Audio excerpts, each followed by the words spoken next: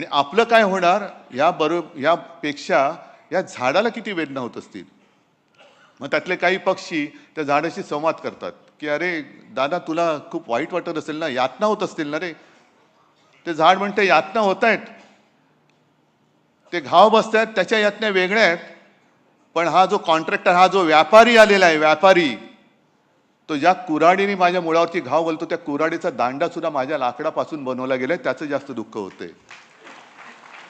ते कुऱ्हाडीचा दांडा, गोतास काळ, हे असे सगळे कुऱ्हाडीचे दांडे, आपलेच दांडे आपल्या मुळावरती घाव घालण्यासाठी हे दोन व्यापारी वापरतायत.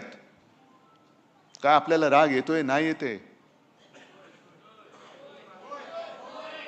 मुंबईची लढाई तुम्ही चांगली लढलात, म्हणजे आज सुद्धा सगळेजण हळहळत आहेत. सगळे जणांनी आजही मला आणि आपल्याला सगळ्यांना ज्या प्रतिक्रिया येत आहेत देशभरातून येत आहेत की लढाई तुम्ही फार उत्तम पद्धतीने लढलात. जो एक आभास किंवा जे चित्र निर्माण केले गेलं होतं की आता बस संपली, शिवसेना संपली, ठाकरे नाव पुसून टाकणार, त्यांना तुम्ही रोखलत. आणि हे महाराष्ट्र फक्त करू शकतो, हे फक्त महाराष्ट्र करू शकतो. आणि मग असा विचार करा की यांना ठाकरे म्हणजे तो झाड का तोडायचंय, कारण तोपर्यंत त्यांची खाण होत नाहीये.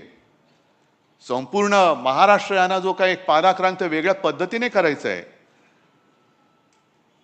गिळायचं आहे, महाराष्ट्र गिळायचं आहे.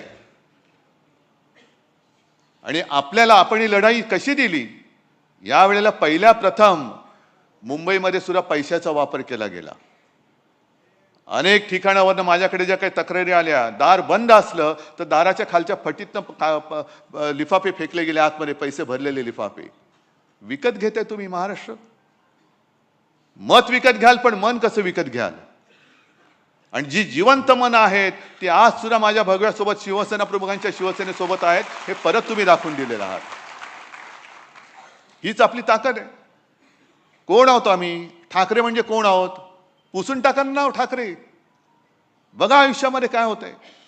शिवसेना काढून टाका आयुष्यातून, शिवसेना पुसून टाका, ठाकरे नाव पुसून टाका, आणि मग मुंबई आणि महाराष्ट्राचा विचार करा. काय होतं, काय शिल्लक राहतंय हा विचार करा. आणि मग ही जे काही गधडे आहेत, शिवसेनेने मराठी माणसाला काय दिलं, शिवसेनेने मुंबईला काय दिलं, शिवसेनेने महाराष्ट्राला काय दिलं. बाळासाहेबांनी मराठी माणसाला जगायचं कसं हे पहिलं शिकवलं. कारण जर जगायचं कसं हेच आपण विसरून गेलो तर जसं पूर्वी गुलामगिरीमध्ये आपण राहत होतो तसं या दोन व्यापाऱ्यांचे गुलाम म्हणून आपल्या नशिबी जीणं येईल. गुलामीचं जीणं कदापि जगणं मी शक्य नाहीये, अजिबात नाही. मेलो तरी 72, पण त्या दोन व्यापाऱ्यांचा गुलाम बनून मी आयुष्यात कधी जगणार